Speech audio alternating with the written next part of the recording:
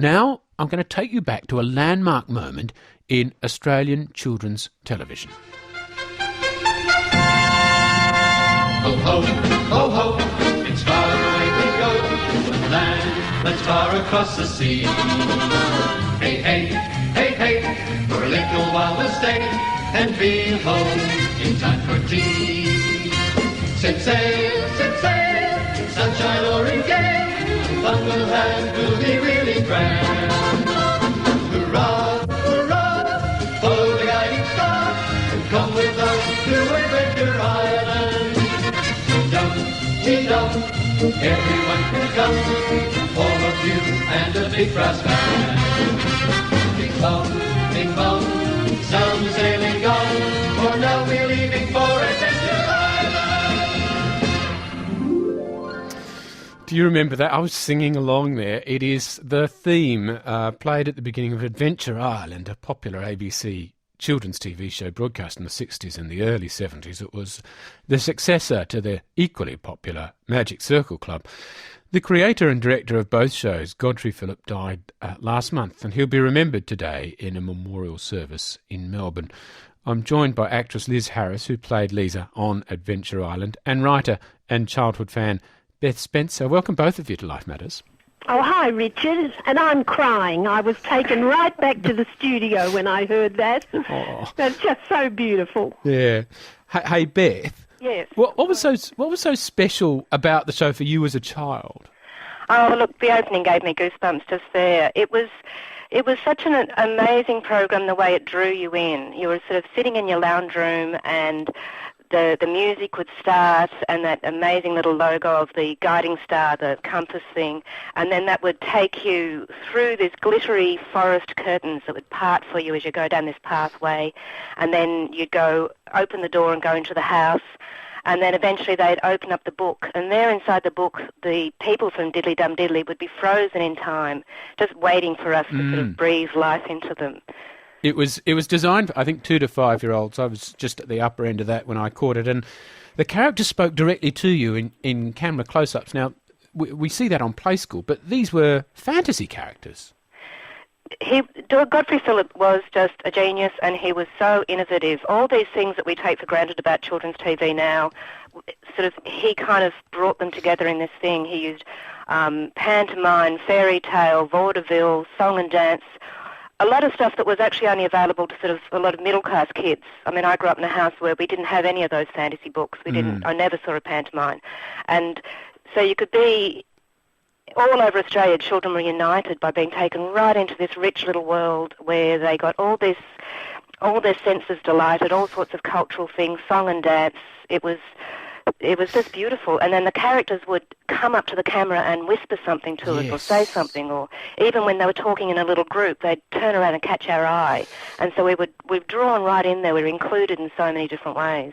Liz, if I come to you, because you played the character of Liza. Yes. How would you sum her up? Well, I when I first heard that John Michael had written the Adventure Island and that there was this character Liza, I immediately thought of her as like Alice in Wonderland, as that she wasn't this simpering little girl that came on, but she had a bit of attitude about her and had a lot of fun with the character. So that's what happened, and the outfit that I wore was very similar to Alice in Wonderland. Yes, and she was also sensible, which is important because she was surrounded by characters that perhaps were not very sensible. Well, they weren't. They were really silly. A clown and a pantomime dame and 2 pandas, not to mention the Misermini and Festa Fumble, the villains. The baddies, yes. Yes, the baddies. And Liza sort of had to pull everybody together in the end and have a wonderful idea. And this is where Godfrey was so clever, that he was so innovative with the way that he directed the show, and there was and very creative, and technically incidentally, it was an extraordinary show to work on because he was trying out new things all the time. And, of course, it did take a lot of time to try out these new ideas. So it used to run over time a lot. Well, that's it. I mean, he pioneered some special effects. Yeah. He really did. He really did. Stuff that nobody had seen and nobody had done.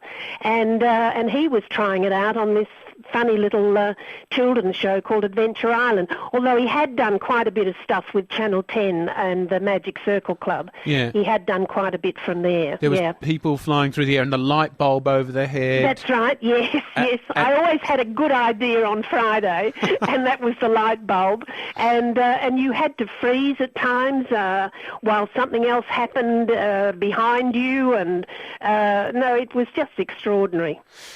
You already mentioned the writer was John Michael Howson, yes. who played Clown. Yes. He's now more famous as a sort of celebrity gossip columnist. It was quite a cast of characters, wasn't it? Well, it was. And one of the things I remember, because we all remember John Michael very clearly, we used to sit in the dressing room and in the makeup department, and Clown would be being made up in this extraordinary white face. The makeup was just fabulous at the ABC, and so were the costumes, and the sets were just so beautiful.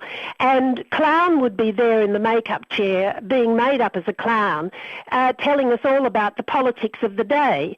And I always thought that was an extraordinary thing to see what was coming out of this clown's mouth, because that's what he does today. On Life Matters today, we are talking about Adventure Island. The creator and director of it, Godfrey Phillip, died last month. There will be a memorial service today in Melbourne. And with me is Liz Harris, who played Liza. You'll remember her. And also writer and childhood fan Beth Spencer. Beth, was Godfrey Phillip seen... Well, he's clearly an innovator. Was he seen that way at the time by his colleagues in television? I think definitely. I think a lot of directors that went on afterwards would tell you that they were influenced by him. But you've got to remember, at the time that it started, it was in the Menzies era, and there'd been 23 years of Liberal government by 72, and when they decided to axe it. So the ABC management at the time was very conservative, and when Adventure Island was axed in 72, it was at the height of its popularity, and there's a lot of speculation around why it was. Well, that's what I was... it was a success. I mean, do we know anything definitive about why it was axed? Well, there's a few theories. One was that Godfrey was involved with the ALP at the time, and in fact he was the one who stage managed that amazing St Kilda Town Hall launch of the It's Time campaign. And he was the magic man, and that magic moment when Gough and Lionel Murphy came through the back doors and through the euphoric crowd, that was all part of his staging. Right. And so there's some speculation that he was being punished by axing it. There's other speculation, well, then when the Labor came in, a lot of the cast expected Labor to save it. And there were petitions in Parliament, there was, bags full of mail from children who were just distraught at losing Adventure Island. But at the time, I think the sort of reformist kind of attitude within the left wing at the time was that children needed more kind of reality TV and educational programming. And this was all sort of, dancing bears and little frou-frou and all the glitter on the panda's eyes. It was very high camp, very full on. But really it was probably just penny pinching, because Sesame Street had come in 69, and they could import an American product with American accents, American idioms, so much cheaper than supporting all the local actors and writers. And I mean, well, if I come back to you, Liz, I think Sesame Street is and has been a great show, but yes. I mean, was there a sense that Adventure Island was sort of out of step with new-style programs, or what? I don't know, Richard. I mean, it's so interesting listening to you and Beth discussing it all, because I was just an actor who came in and did this show that we just loved and adored. And you were loved and adored across the country. Which was gorgeous, and we had the best time doing it. It was the best 5 years that I ever had in the business, and we just loved it, and it was so sad when it all finished. But we always thought that it was the sort of show that young kids, because it was between 2 and 5, is just the sort of thing that kids just loved, that fantasy. Yeah. And I think they still do, frankly. I do too. I was looking at the YouTube stuff last night and thinking, why don't we do this anymore? But now Godfrey eventually left the industry, not before branching out into shows like Prisoner. I think you saw his name in the credits. Yes, he produced Prisoner when it first started, so he was with Grundy's, and I'd forgotten that he'd moved on to Prisoner, but yes, he was there, and where he went after Prisoner, I'm not sure, but he did do a lot of variety stuff as well. Yeah, well, Beth, he did leave the industry altogether, not happy, disillusioned, and later he worked as a volunteer for the Salvos. Is he still remembered in television, though?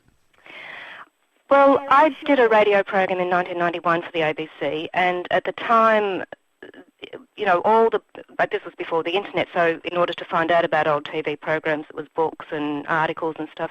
There was no mention of it. It was like a completely sort of forgotten, I think because it was children's TV, it wasn't considered as important by the kind of people who were writing it, and it was very hard to sort of dig down and find out, because he had absolutely disappeared from the industry.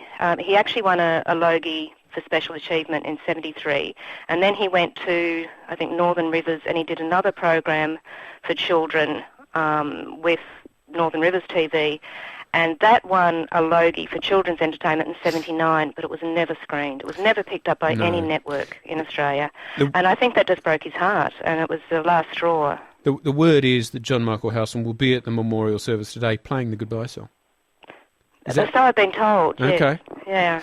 Well, I hope so. I think that would be the right thing. So I would like to thank you both. I'd like to thank you both for joining me today. Can I just quickly say where that is, if people want to go along? I was going to do that. You're going to do that? Excellent. And there's also, I've got an article in Unleashed, Drum Media. Okay. It's about this, if people want to read more. Okay, so Liz Harris, actress, character of Liza in Adventure Island, and writer and blogger Beth Spencer. You can find her article in Drum Unleashed. And the memorial service for Godfrey Phillip be held in Fitzroy, 2:30 at Sumner House, 67 Brunswick Street, Fitzroy.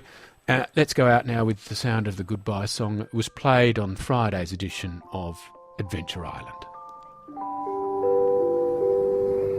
It's time to say goodbye, goodbye. It's sad, but time's the reason why we must bid farewell for a day or two. So till